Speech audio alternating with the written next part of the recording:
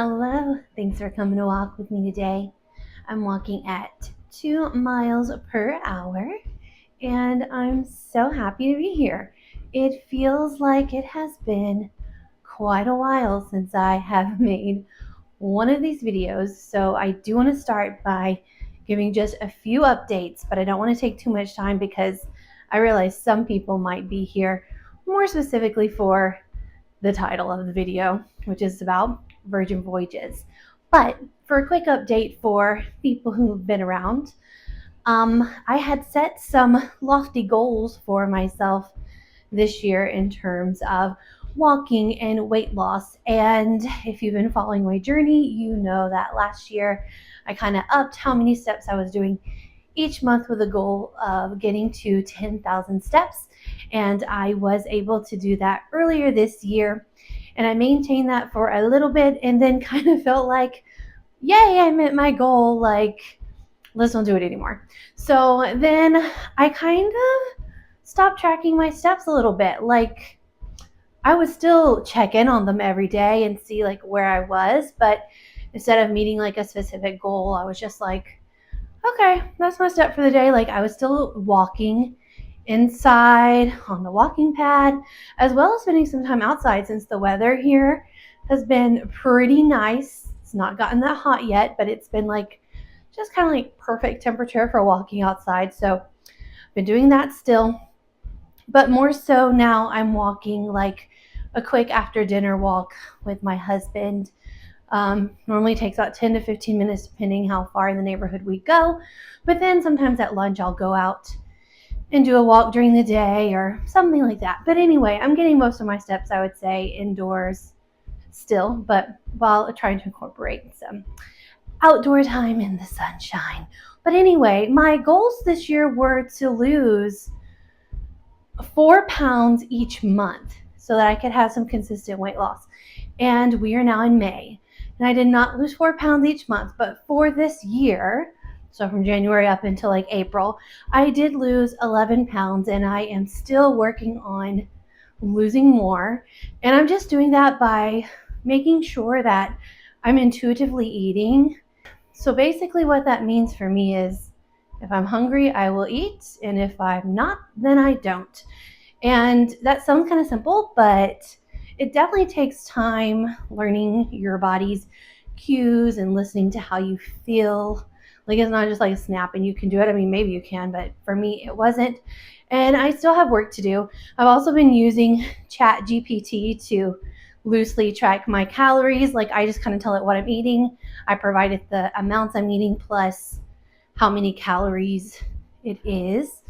And it kind of gives me a daily total. So that kind of helps me know if I'm like on track for maintenance, if I'm in a deficit, or if I'm over. Anyway, those are the things I've been doing to lose 11 pounds so far this year, the walking. But more importantly, I would say paying attention more to my food, some like weightlifting, and my pretty much daily yoga. But anyway, now that you had the update, let's go ahead and talk about what some of you might be here for. And that's my review of Virgin Voyages. So about a month ago, I was just ending my very first cruise with Virgin Voyages, and I was on the Valiant Lady. This was a cruise that left out of Miami, Florida, and we went to the ship's private island called Bimini, and we also went to Key West. Those are the only 2 stops. This was like a 5-day, which normally I take 7-day cruises or bust, but due to needing someone to watch my dogs and the person that was available wasn't available for 7 days, but also we've never been on Virgin Voyages before, and we've been on other cruise lines, and we kept hearing it's quite a different experience. So we thought, you know what, this 5-day situation might be a good thing because then we can really kind of get like a taste of it without going all out. Something to consider if you're thinking about Virgin Voyages is that it can be a little pricier up front, but the thing about that is you get a lot for your money compared to other cruise lines. Just like as a quick little background, I don't know the exact number, but I think I've been on around 10 cruises, so not a ton, but not a little. I've been with Carnival, Princess, Norwegian Cruise Lines, Holland America, and MSC, and now Virgin Voyages. So I've been on several different cruise lines and kind of understand what to expect for a cruise. But what's different about Virgin Voyages in terms of pricing is that you really get like you're getting more for your money. At least that's how it felt to my husband and I. So when you pay that price, your gratuity is already covered. On other cruise lines, you normally pay your gratuities at the end. So you pay your price, and then later towards the end of your ship, you have to pay an additional gratuity. Also, on most cruise lines, you have to purchase a drink package. And I'm not talking about alcohol. I'm talking about like sodas, juices, like those types of things. Like on cruise lines such as Carnival and Princess, like during the day you have access to water, of course, normally an iced tea, in the mornings juices. And then if you want sodas or anything like that, you have to go to the bar. You can pay for it like by drink, or you can buy a drink package to have unlimited. And I'm actually going on a Princess cruise in June, and I bought a drink package for a 7-day cruise. It was like $123 after it was all tallied up. That does include the gratuity for it though. But with Virgin, I had access to sodas, juices, like all of that already included in my price. And so that was a really nice touch. Something else you get included with your price is all those like fancy, maybe not fancy, but they tend to be fancy, like sit down restaurants, where on other cruises you do have to pay to go there. So there's probably more you get in your price that I'm not even thinking about. But those are the things that kind of stood out to me. Now let's talk about what the ship looks like. It is like a millennial dream, if you ask me. They have like neon lights all over this thing. And when you walk out into the hallway, like from your room, there are colored lights like illuminating the hallway, and they change depending on the time of day. So that was just like a cute little touch that I liked. Also, you could use some neon lights in your stateroom as well if you wanted. You didn't have to, but that was an option. So that was really cool. The ship is very modern, very clean looking. Like the spaces there. Something to note, in case you don't know, Virgin Voyages is for adults only, and you do have to be 18 to be able to go. That being said, the way the ship is set up, they have no need for those like kids clubs or kids areas, because it's all for adults. So there's more space on the ship to have additional seating or additional rooms. So we did find, because of that, we never really were anywhere that felt very crowded, because there's truly, whether it's on deck, whether it's indoors, like there's just so much space. The same thing in terms of like getting your food. I find that on most cruise lines, the buffet area is extremely crowded, and it can be hard to find a seat sometimes. We never had an issue getting a seat on Virgin Voyages, and our ship was full. But they don't have a traditional buffet. They have something they call the galley. And it's more like, you can almost think of it like being in a food court at the mall, but nicer. So they have like a little place where you like walk up and order your food. They have like a sushi area where you could just grab and go some pre-made sushi from that day. It has dates on it, so you know when it was made and when you shouldn't eat it anymore. There was like a salad area, a burger place, and all day like breakfast diner type food where you can get like omelets. They also had something called Let's Talk About It, where you could get like different tacos or burritos. That was great for breakfast. They had all kinds of Asian options. Like there was still, even though it wasn't a buffet, there were still plenty of options. And so because of the different options and it all not being in the buffet, well, number one, it just felt like your food was a little cleaner because every other passenger on the ship wasn't going around touching stuff. But also, it didn't really create a lot of lines because people were spread out and could just go to whatever they wanted. So that area is really nice. Something different with the cruise setup and the food. I feel like the pizza places are always like on the back of the deck, like outside. That's been my experience. This one was on a lower deck. It was on deck 7. You could like, it had a little space to eat inside, or you could take it and go outside as well, but it was just like a different setup. They also had something down there called, it was called the Social or the Social Club, and you could get like hot dogs, pretzels, popcorn, and some sweet treats down there as well. So they had a few items that you could get on a lower deck, while most of the other stuff in the galley, or what you would think of as a buffet, was up on the top deck. One negative I'll mention about our experience with the space there, we went to see a comedy show, which the show is very good, but we tried to see it one of the evenings, and we got there before the show started, but the venue, it's not like the big, like, what do you call it? Not a stadium. It wasn't like a big theater that you typically see.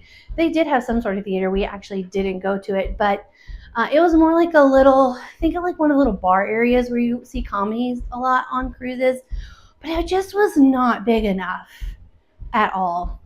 So there was literally nowhere for us to, not even, I mean, we could have stood, because they also had like a little balcony type area, but it wasn't very large either. So we had to go back the next day. We went the next day, 15 minutes early. There was no one in there, but then within 15 minutes to when it started, it got full again. So the advantage was they had several shows, so you could go, but it was crowded. That was the one spot that we found it to be really crowded.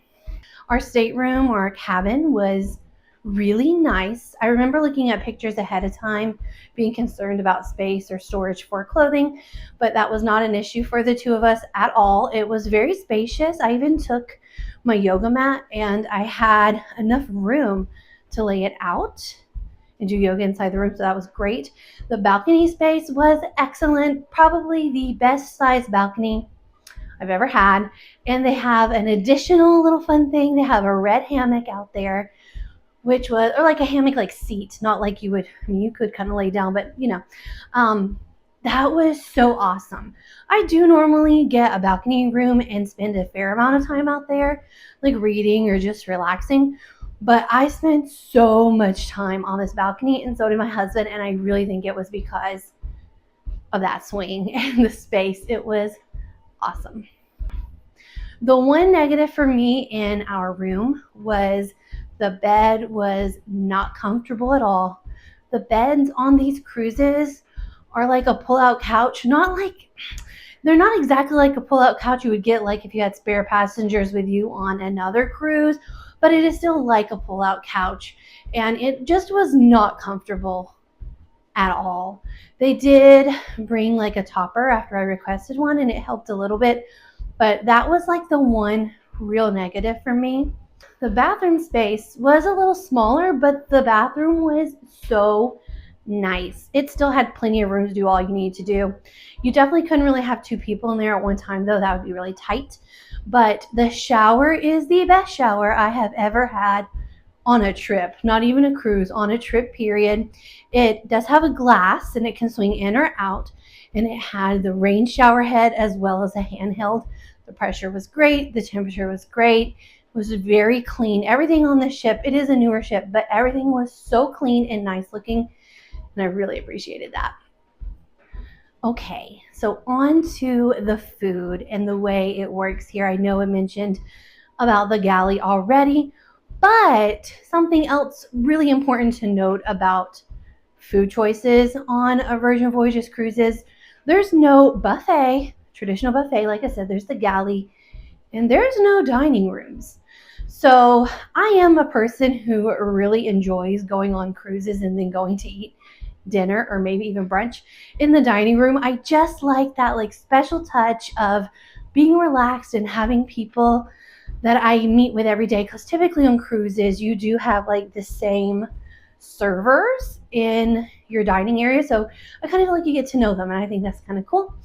um, but this ship doesn't have that. Instead, it has specialty restaurants that you do have to make a reservation for, and we'll talk about how you do that later. There's probably multiple ways, but the main way would be on the app that we'll talk about. So the specialty restaurants, you do have that experience of you're sitting down, but you're not getting the same server every day because you're not going to the same restaurants every day. As a matter of fact, they don't let you go to the same restaurant every day because they want other people to have the opportunity, which really broke my heart because I loved the specialty restaurant called Extra Virgin, which is the Italian restaurant, which is hilarious because I typically don't even like Italian food, but that place had the best steak of my life. And I also tried carbonara for the first time. And it was like fresh and good. And it was so good. So we weren't able to get another reservation there, but you can show up and do a walk in, but you do have to sit at the bar. So we did that. But it was a great experience. The bartender was so nice and funny. He was from India. He was telling us all kinds of stories. And we weren't drinking alcohol, we were drinking soda, and he never pushed us getting any alcohol or anything like that. So it was just a very nice experience. We also tried pink agave, which had delicious food. Everything we had there was delicious. That was like their Latin cuisine. So good. I can't say anything bad about absolutely any of the food at that restaurant, nor would I really at Extra Virgin. There were other specialty restaurants, one called Test Kitchen, where you don't really get to choose your food because they have like set menus and it's like weird experimental things that a lot of people seem into, but we did not give that a try. They also had a place called Razzle Dazzle, and it was mostly geared toward plant-based eaters. Like they did have options if you are someone who wants to eat meat, though. They called it like the naughty section. But we also did not try that one out. Nothing on the menu like called our name. And the last one that I'm remembering on this ship was called the Wake, and it was like their steakhouse. And we did have a reservation to go, and we're planning to. And actually, in hindsight, I'm really regretting that we did it. But the thing is, I was so impressed by Extra Virgin that I canceled my reservation at the Wake, thinking I could get one at Extra Virgin, not realizing at the time that I couldn't, and then I lost my reservation for the Wake. So when we return to do another Virgin Voyages, because we definitely will, I'm going to make sure I get the Wake in my itinerary. But I will say this. The food on this cruise was the absolute best food we have ever experienced on a cruise. And I know it can be really hit or miss. Some cruise lines have really great food. Some it's just like, whatever. This was top tier, excellent. Like everything was so good. It was amazing. It tasted like they have a Michelin star chefs there. Like so good. Highly recommend it if you're a foodie and if you go on cruises for the food, you'll like this one. So as I said, we didn't really go to any of the shows. Nothing was just calling our name except for the magic comedian. I say magic comedian because he did like a magic show with comedy, basically. This was more like saying a magician, but it felt more like comedy. So funny, so excellent. We really enjoyed that. Did not go to any of the other shows. My husband's not really into the shows anyway on cruises typically. And me, it's hit or miss for me, depends on what's going to be offered, and nothing really called my name. However, I do have a friend who went on a Virgin Voyages cruise back in February, so a few months ago, and she did go to the shows, and she said they were excellent. So I guess take or leave my advice on that. I don't really have too much to say. I do want to talk about the ship's private area. the Bimini Beach Club. If you look up anything with Virgin Voyages, you will see a lot of like videos or images or people talking about that. And I think it could be a good time depending on who you are and what you enjoy. We did have to think about like if you're at like Dollywood or at Disney World and you have those little like open air trolleys. We had to take something like that to get to it. And along the way, there were a lot of people, like locals, uh, aggressively trying to get you to rent a golf cart. Apparently, they're big on golf cart transportation there. And I wouldn't say necessarily felt scared, but I felt uncomfortable. And they had to stop along the way a few times before you got to the actual beach club. Once you got the beach club, we found all the people. As I mentioned earlier, it never really felt crowded on the ship, which was awesome. But everybody went to the beach club. They have 2 pools there, a lot of beach property, and it looked really nice. Out of all the private island kind of stuff I've been to on cruises, I will say it looked like a beach club. It felt like you were special and important.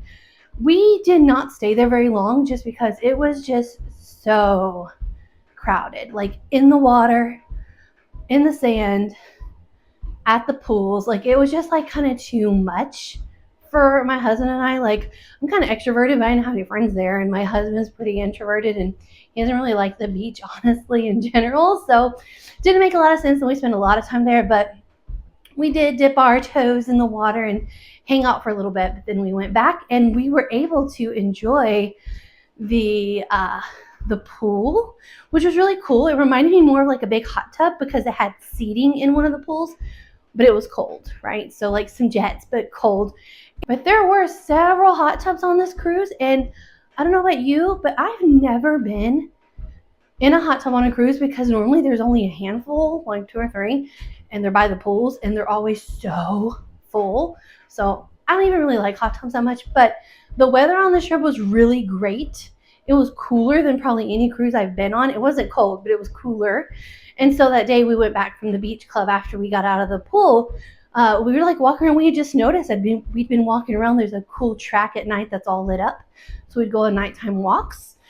And we noticed there's several like hot tubs kind of spaced out everywhere on deck. And sometimes there'd be no one in them. So when we got back, of course, everybody's on the shore. So we tried one out and it was really cool. It was really cool to be in a hot tub on a cruise. It was really nice. So we did like that. The last thing I want to talk to you about, even though I'm sure there's several other things that could be discussed, this ship, specifically with the app and the tablet they have in your room, but even at the restaurants, that was a different experience. So I feel like normally if you go to the dining room, right, on a cruise ship, people are walking around very like old-fashioned style, I would say, with their little pen and paper to write down your orders, or they just remember it, which is totally fine and a nice like little touch. On this cruise though, everything is connected on these apps. So you're, like I said earlier, you make reservations through the app. You can reserve restaurants, time at the spa, sign up for any classes or anything like that. You would do it on the app. And when you're in a restaurant though, they'll walk around with a little, like you see them in restaurants now, like a little handheld device. They can see who you are. They can see if you have any like if you did buy an alcohol package, they'd be able to see that. They put in your order, everything seamless, awesome, love that. In the room, you use the tablet to control absolutely everything. Use it to control the temperature, the lights, the TV. It can even open and close the curtains in your cabin, like everything. You can order room service from there. We needed extra towels one time. We could just go in, click a button. We didn't need the whole like room clean service.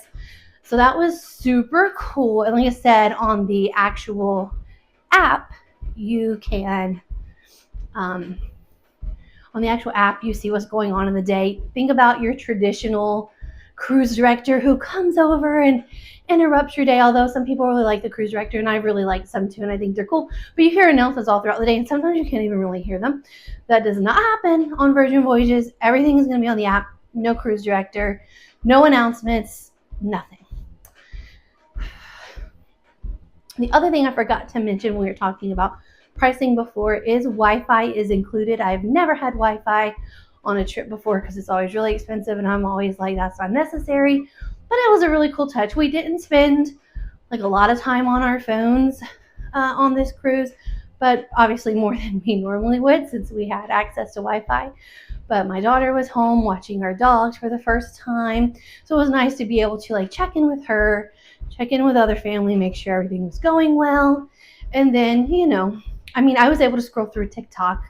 I was sitting on the hammock one day, just like, what's going on in TikTok? And the service was fine, everything worked great, and it was included. But all in all, what I would like to say is, if you've been considering a Virgin Voyage cruise, I highly recommend it. It was an absolute excellent time. And at the end, you can book your next cruise when you're on board. We've never done that before. We've never committed to any other cruise line, but we had such a great time and really enjoyed everything. The people that work on this cruise, awesome. That's typically the case on cruise lines anyways. But the staff on this cruise just really went above and beyond. Like, it just was a different, elevated, dare I say, experience. And we'll be going back on another one for sure. And maybe we'll see you there. Thanks so much for walking with me today. Bye.